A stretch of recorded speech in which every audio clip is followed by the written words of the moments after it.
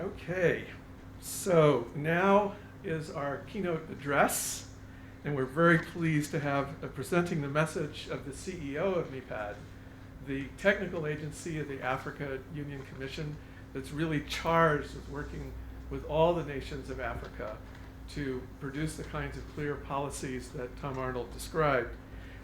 We have to deliver it Mariam So Sumare, Principal Program Officer and Food Security Analyst from MIPAD.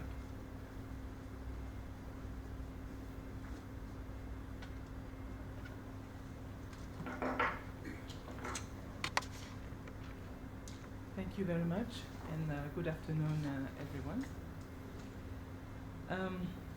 I'm going to deliver the message of our Chief Executive Officer at NEPAD, Dr. Ibrahim Hassan Mayaki, who unfortunately was not able to make it this afternoon. The message I am going to deliver actually had already been delivered at the last CADEP partnership platform, which was held here in Johannesburg in March of this year. So it won't be new to some of you, but I think it will be worth it to just listen a little bit to how he's framing for the next decade, what we should be achieving for the continent and contributing to the sustainable development goals in Africa. The Malabo Declaration is a little bit a new ambition.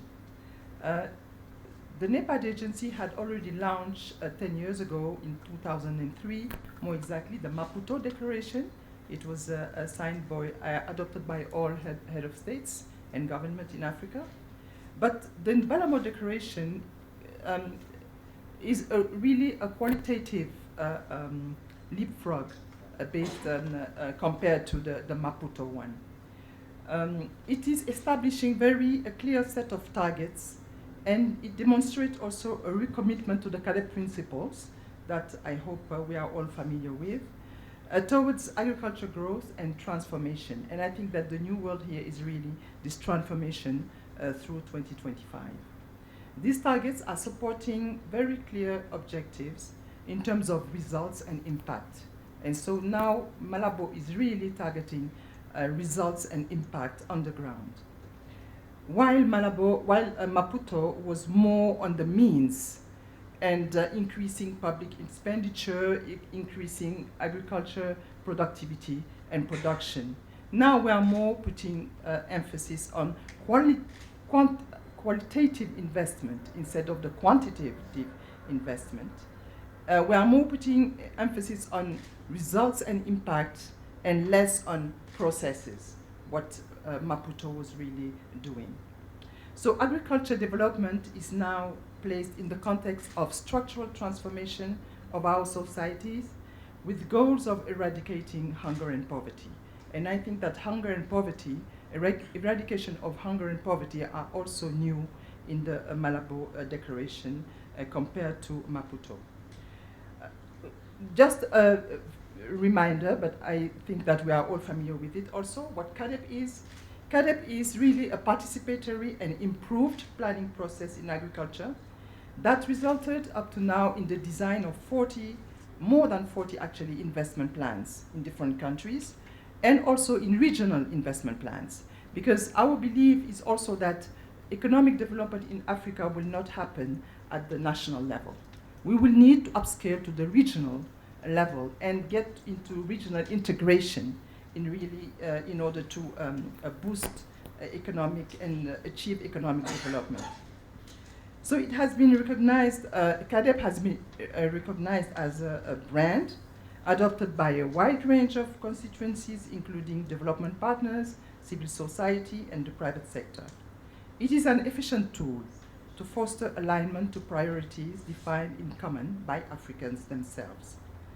However, the CADEP had a number of setbacks, especially the Maputo one, in the process that it was mainly relying on public investment, which created a financial dependency to which mainly only donors could respond. Another limitation was the focus on primary production at the expense of a more comprehensive relation of agriculture to economic development in terms of value chain development, in terms of infrastructure, income, and employment generation. So all these different aspects were lacking in Maputo and now have been integrated in the Malabo Declaration. Another value addition, very important and substantive in Malabo Declaration, is the emphasis on economic policies.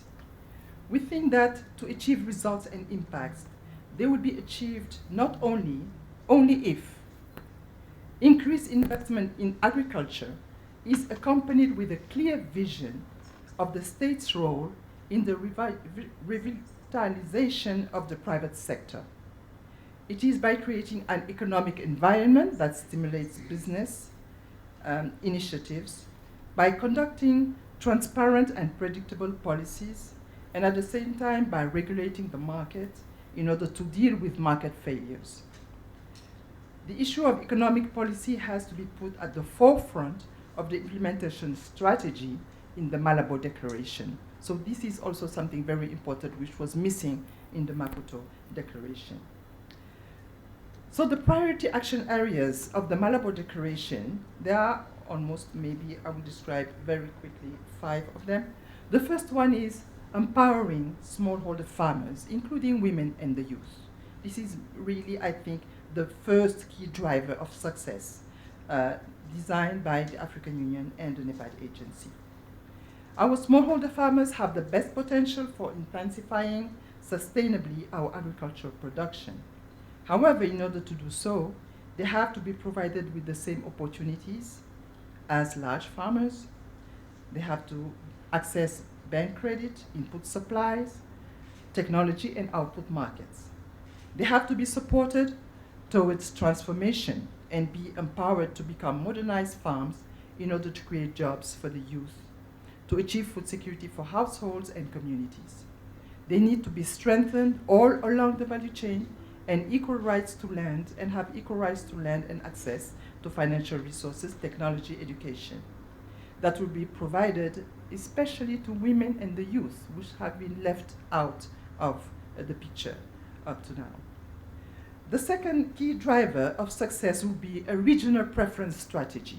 We really insist on that aspect because based on the increasingly unstable global environment, the African continent has to define its own pathway to prosperity based on the principle of regional preference and the possibility to regulate strategic commodities and markets.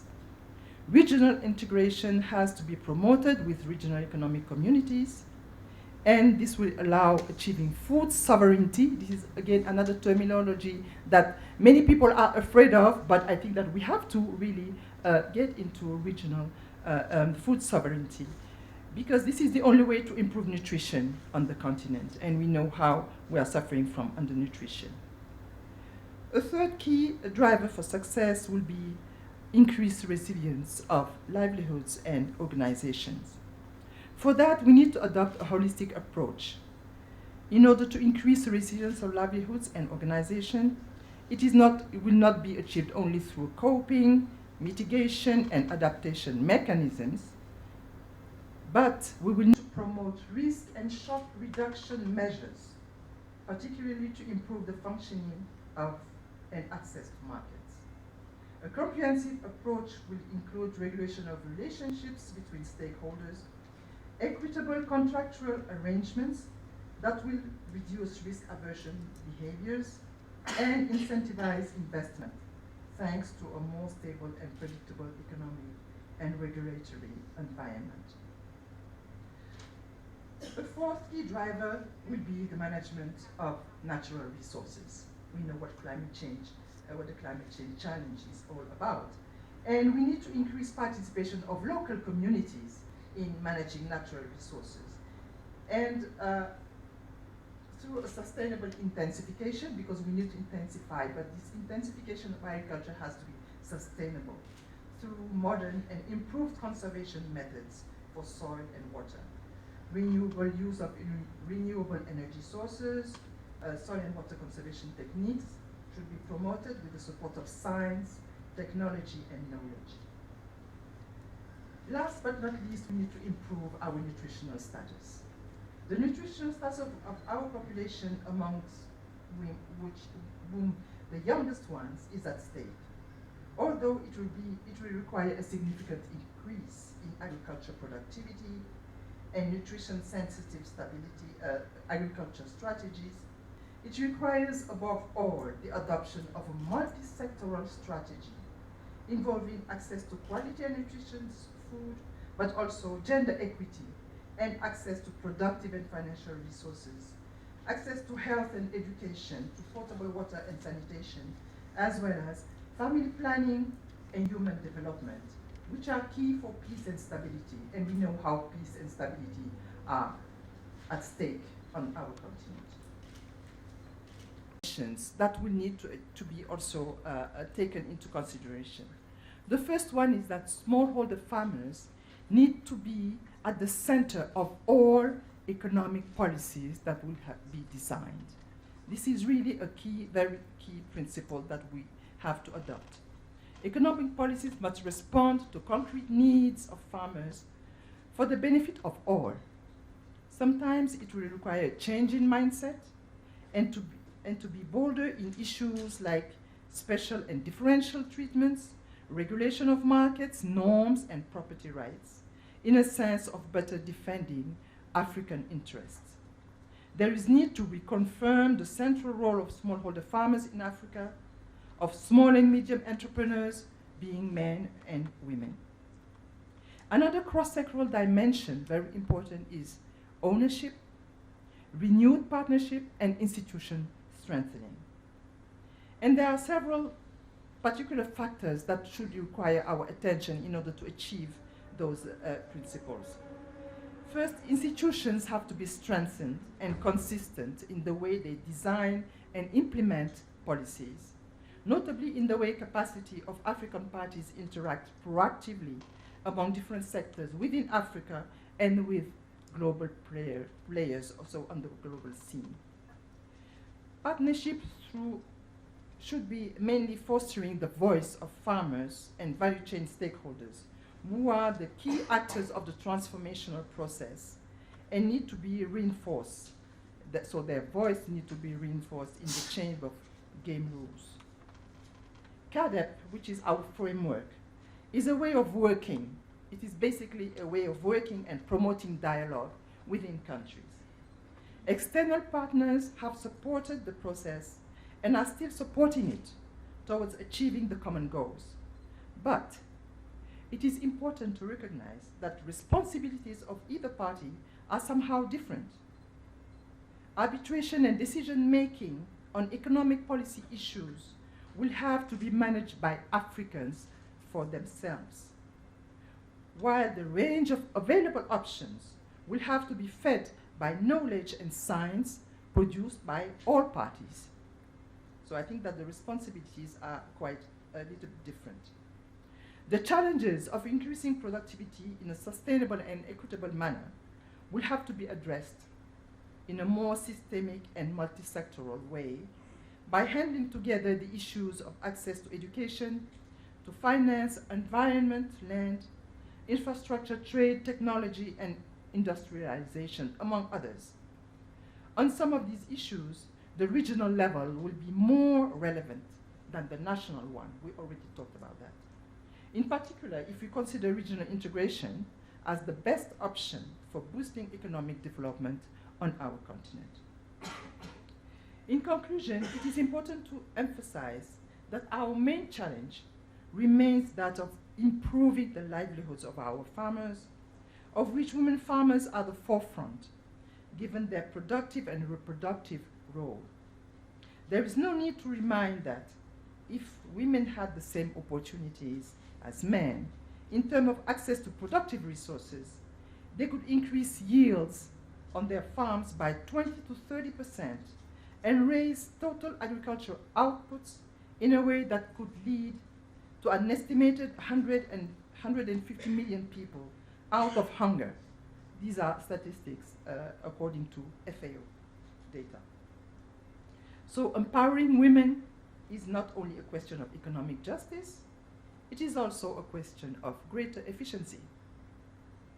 What is at stake for women is also what plagues most of Africa: discriminations in access to productive resources and assets, which is marginalization. And this is exactly the issue that we have really to tackle. So I would like to thank you for the partnership, and NEPAD is looking forward for a broad alliance with all relevant stakeholders, including the Hunger Project. Thank you very much for your attention.